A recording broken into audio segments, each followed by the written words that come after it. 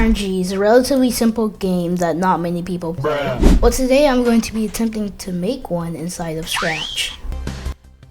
So, how do I begin? I guess I'm just gonna load this simple thing I had already. A simple script that lets me begin. Now I'm just going to make all my costumes.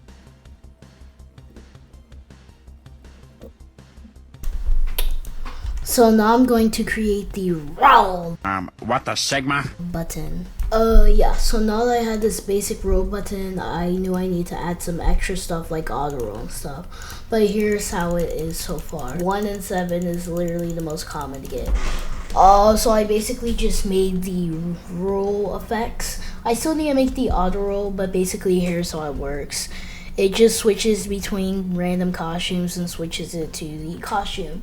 Here's how it basically turned out.